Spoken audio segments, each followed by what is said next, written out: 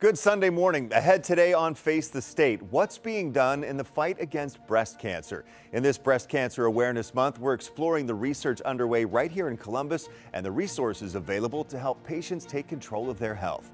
Plus, filling the jobs of today and tomorrow. For many, it started with the cutting of a ribbon. How Goodwill Columbus is working to help people land those jobs and help businesses fill a big need.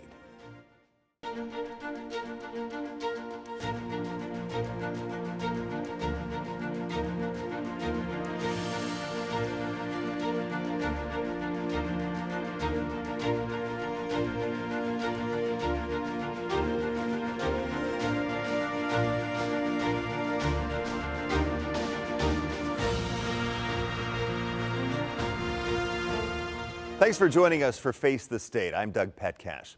This week, First Lady Dr. Jill Biden visited Columbus for the second time in 3 months to focus on the workforce of tomorrow. Back in May, the Biden administration named Columbus one of 5 workforce hubs across the country. The First Lady came here in July for the launch and came back to see how things are going and to hear from students. The First Lady toured the Construction, Arts, and Auto Technology building at the Fort Hays Metropolitan Education Center to see the types of skills students are learning. She then held a roundtable with the principal of Fort Hays, high school and college students, and workers. The Workforce Hub is an initiative to help train Ohio's future workforce to meet the demand for more skilled workers at a time when major employers such as Intel are moving in. The White House says she came to check on the progress being made by the Columbus workforce and to talk to students about career pathways to good jobs. So I'm here to tell you that there just isn't one pathway to success. You know, there are so many good options. And you may start on one path and then you may finish on another. So, you know, it's not easy to figure out your life at 19 years old. I mean, I know I hadn't. Since the Columbus Workforce Hub launched in May, Columbus State Community College started offering 2 classes in its new semiconductor certificate program. It also started an Earn and Learn partnership with the company Amgen to get students ready for biomanufacturing jobs at its new facility. Dr. Biden's visit is part of the administration's Investing in America tour. Ohio lawmakers are cracking down on pornography. State representatives introduced the Innocence Act in the State House this last week. The legislation would make it illegal for people younger than 18 to view sexually explicit content. To do that, it would require any person in the state to verify their age before accessing pornographic websites. The bill's sponsors say it's all about protecting kids. The act would also prohibit selling deep fakes. Those are sexual images that have been manipulated using artificial intelligence. AI experts say people can use the technology to make fake images of children engaged in sexual acts. Ohio's Attorney General is already taking action against this exploitation. He's urging Congress to create a commission to combat this issue. In the last year or so, as we started seeing these deepfake videos and chatbot GPT and some of the visually oriented artificial intelligence, my colleagues and I have been increasingly concerned about what this could mean for victimization, sexual depictions of children. As a father of 2 young boys, I've grown concerned about the risk that pornography poses to young men in terms of normalizing violence and aggression against women and the devaluing of consensual, meaningful relationships. If passed, pornography distributors would be charged with a 3rd-degree felony if they didn't verify the age of someone accessing their website. And if a minor tries to watch porn by lying about their age, they would be charged with a 4th-degree misdemeanor. There's a new Ohio bill right now that has a lot of opposition. House Bill 183 would require all public schools and colleges in the state to mandate that students can only use the bathroom or locker room that matches the sex they were assigned at birth. The Republican lawmaker who introduced the bill says he did this in the name of public safety. But more than 100 people showed up to the State House to voice their opposition, saying this is discrimination against transgender people.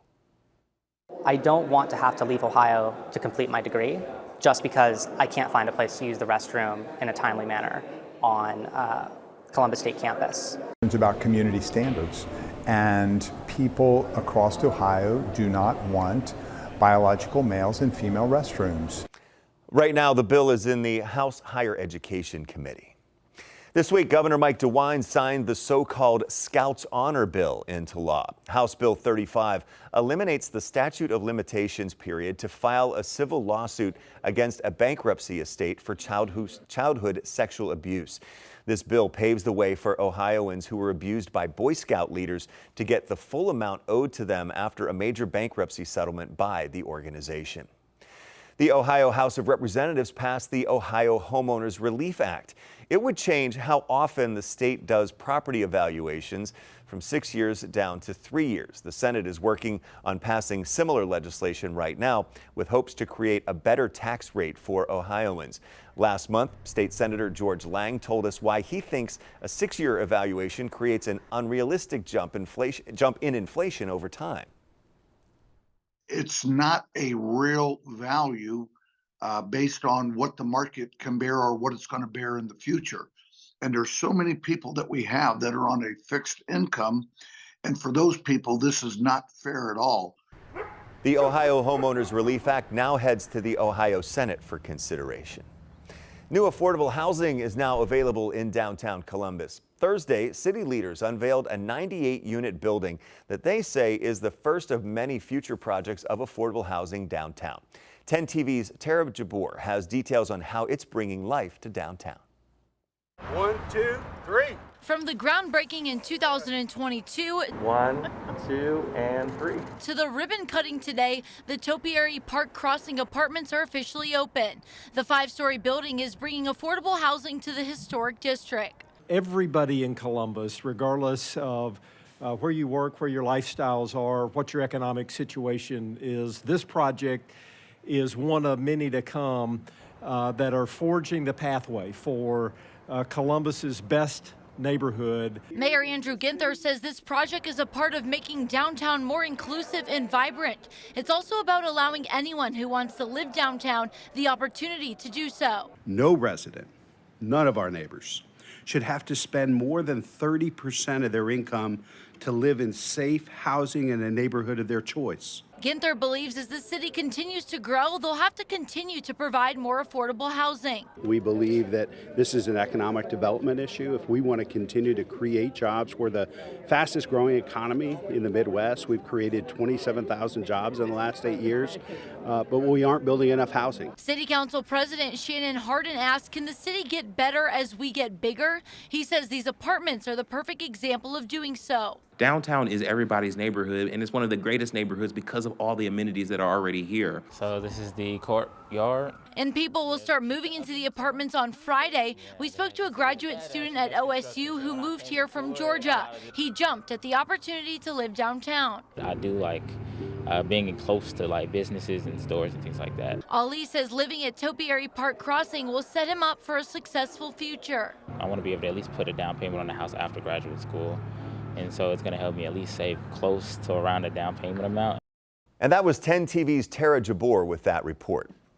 VR headsets are starting to become a lot more popular, whether they're for playing interactive video games or exploring fun landscapes. But did you know they can also be used for educational purposes right here in Central Ohio? Thursday, nearly 300 students from across Columbus got the chance to test that out. Meta is partnering up with COSI to bring the metaverse to local students. While these headsets are used for video games, they can also be used as a resource for students to explore different countries and time periods. Officials added the VR headsets are expensive and sometimes families can't afford them. I think VR allows us to go to another world that probably some of us never saw, but also experienced too. It's all about exposure. You know, if we can expose our kids to good things and great opportunities, the sky's the limit. COSI is working with Meta to try to utilize VR headsets in more school visits later this year. Coming up on Face the State, looking for a good job in a growing field? Goodwill Columbus might be able to help you train for one for free. We'll tell you what's going on in this new center. And raising awareness about breast cancer and raising the odds of beating it. What's being done in the fight against the most common cancer in women in the United States.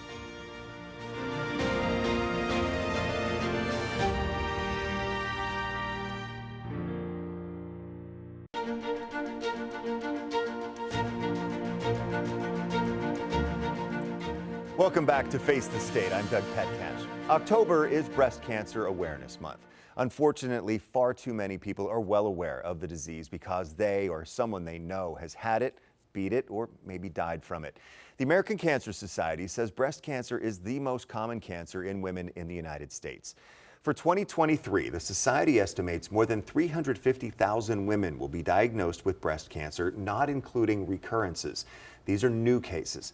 Nearly 44,000 women will die from the disease. Although much rarer, breast cancer does affect men. The Cancer Society estimates there will be 2,800 new breast cancer cases among men and 530 deaths. The overall risk of a woman developing breast cancer in her lifetime is 13%. That's a 1 in 8 chance, but flip that. That also means there's a 7 in 8 chance she won't get breast cancer. And experts are working every day to make those odds even better. Researchers and doctors are developing new treatments and cures, and organizations are working to give patients, survivors, and families the support they need. Joining me today are Dr. Bhuvana Ramaswamy, oncologist and professor at the James Cancer Center here in Columbus, and Alyssa Petrella, the CEO of the executive director of Susan G. Komen Foundation for Central Ohio. Thank you both for being here today. Really appreciate it.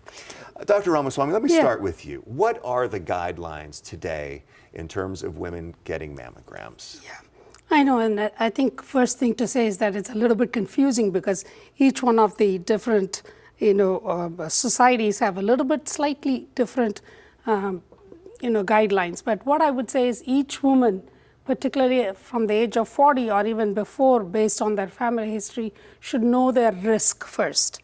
Are they belonging to the average risk, or are they belonging to higher risk? Higher risk would be somebody who's, got a very strong family history of breast cancer, or, has other risk factors like obesity and things like that. They need to be understanding of their own, risk factors. And then in addition to that, right now, in the US, you are able to get an annual mammogram from the age of 40.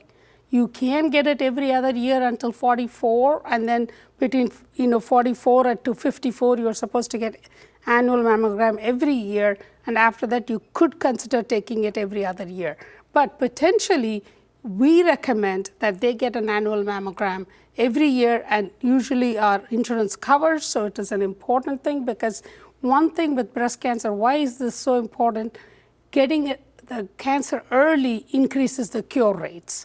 So hence screening is very important, and not wait till you palpate a tumor or something like that. That was going to be my next question about early detection, and you just hit it there. So Alyssa, how does Susan G. Komen help women who maybe don't have insurance or can't afford mammograms be able to get them for that early detection? Sure. So we have a helpline with patient navigators who are ready to help women find the resources that can get them into the screening. It prepares them for where to go, who to see, and if you're facing something like you're not insured or your insurance isn't covering something that you need, we can help you find the resource to cover that gap, right? So here in Ohio, we have the breast and cervical cancer program for eligible women that can be covered through that, which is a state-funded program. So there are a lot of options, and Komen's just really dedicated to knowing those options and making sure we can relay them to you when you need them. Okay, and Dr. Ramaswamy, does breast cancer strike different groups differently? Yeah, it does. I mean, we still have a slightly higher proportion of Caucasian women developing breast cancer. African American women used to have a little bit lower, but they're actually coming up in the amount of the number of breast cancer events, and Hispanics and Asians and things are lower than that. So it does have racial disparity. It does have the family history as well as genetic, Ashkenazi Jews have a higher risk of developing breast cancer because they have the founder mutations for breast cancer development. And of course, one of the things that we've been ignoring for years, and not because of anything else, we are looking more at therapeutics, is looking at lifestyle factors, drinking a lot of alcohol, also women who are very sedentary and obese, and it's really that sedentary part is very important. And also in postmenopausal women, those who take hormone replacement therapy have a higher risk. So there are areas that we know are of higher risk, but I think making availability is there. We have screening mammograms. We have to get it done, and so that is the most important thing a woman can do.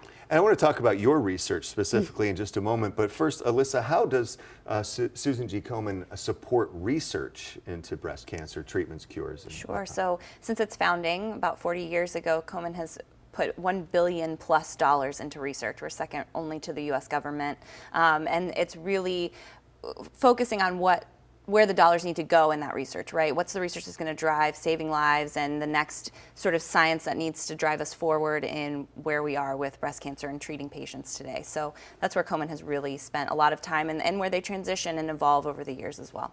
And Dr. Ramaswamy, right here in Columbus, you were doing some research on the biology of tumors that are resistant to hormone treatments. Yes. What are you looking for and hoping to accomplish with that research? Yeah. So I have a lab and we do 2 or 3 big projects, but one project is looking at resistance to anti-estrogen therapy.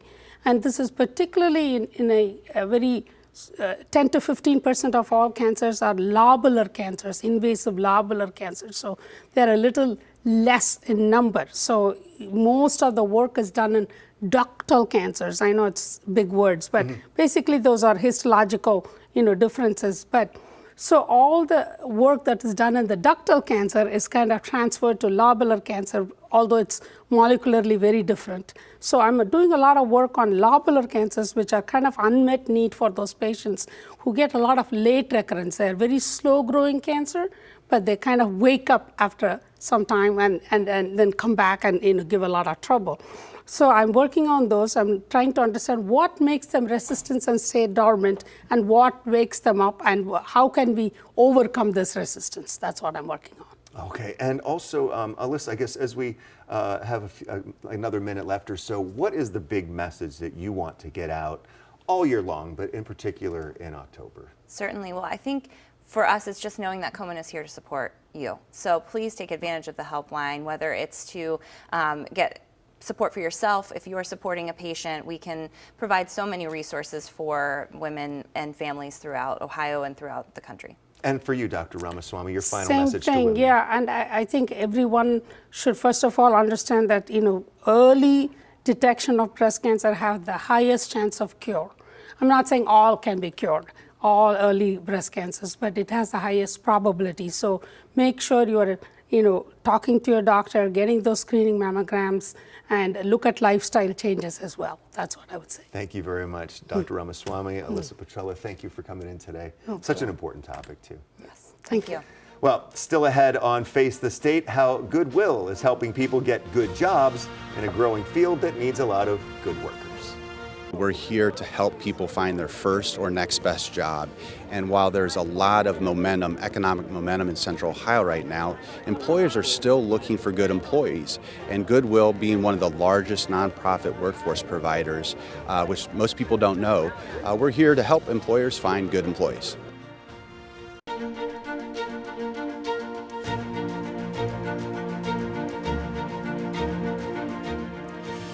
This was the scene back in early September. The snipping of supersized scissors marked the opening of the new Goodwill Columbus Job Training Center in East Columbus.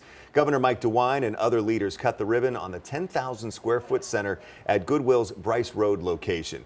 Goodwill says the center will offer broadband-related training courses to fill an estimated 32,000 network infrastructure jobs, and that training will be offered for free. Joining me now is Goodwill Columbus CEO Ryan Burgess. Ryan, I think you were the very first interview I ever did when I joined 10 TV, so it's good to see you again. I'm honored, Doug. Thanks. Good to see you again. And thanks for being here today. Sure. So what kind of training is that the new Job Training Center offering? Yeah, so maybe to take a quick step back, folks that are watching might be thinking, okay, Goodwill, what job training, how does that make any sense? And this goes back to our founding in 1902 in Boston when Reverend Helms put together a business model where he went to neighbors, gave them burlap sacks, said, hey, give us your excess goods. He would take those goods, sell them, and the funds that he would generate, he would use for job training programs for all the immigrants that were coming into our country. So Goodwill is one of the largest nonprofit workforce providers in the country. About 1 million people come through our doors every year. 80% of those individuals have a high school degree or less.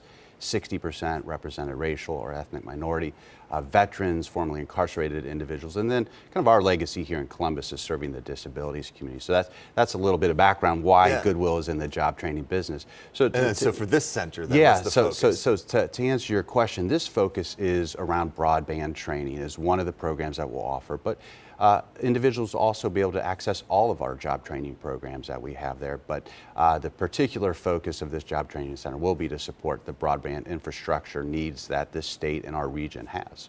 And the need is pretty great. As I mentioned, there could be a need for 32,000 workers for broadband-related jobs. Is that a direct result of like the new businesses we're seeing, or just the direction of technology in our society? Yeah, I do think it's a sign of the times. We live in a global and digital economy, and folks need to have access to the internet.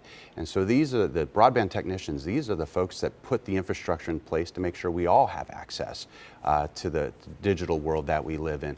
I've been thinking about this a lot lately over the past couple months as we opened the Job Training Center. This is kind of akin to 100 years ago when our country embarked on kind of electrification of rural areas. Those are the folks that put in place the infrastructure that we needed to grow our country. This is very similar, where these technicians are kind of like those linesmen. My grandfather was a linesman for a rural co-op, and these folks are just like that, where they're building the infrastructure to allow all of our residents, both in rural areas as well as urban areas, to access the digital economy. And so how, if somebody's interested in pursuing one of these jobs, a new career, how would they go about making that contact to get into a class? Yeah, well, we're partnering with a number of folks, the Governor's Office of Workforce Transformation, Ohio State, Columbus State, the Workforce Board of Central Ohio. So there's a number of ways people can kind of enter into this program. But the easiest way, if they'd like, is to just Google or find our website, goodwillcolumbus.org, and you will find all the information about all the job training programs that we offer. And the other question I have for you too is, how is this able to be offered for free? Yeah, so this kind of goes back to our business model, where we run multiple enterprises generating revenue and funding for a lot of the programs that we provide in our neighborhoods and communities. With this particular program, we are receiving some funding. We received some very generous funding from the state legislature with the support of the governor to build out this job training center.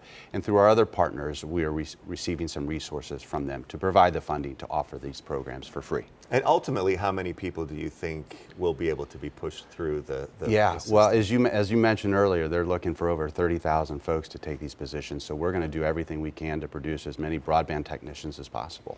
Ryan Burgess, CEO of Goodwill Columbus, thank you so much, and we'll see how this grows over time. Appreciate it. Good to see you. Thank you so much, sir. Well, thank you for joining us here for Face the State today. I'm Doug Petcash. I hope you have a great day and a great week. We'll see you next time.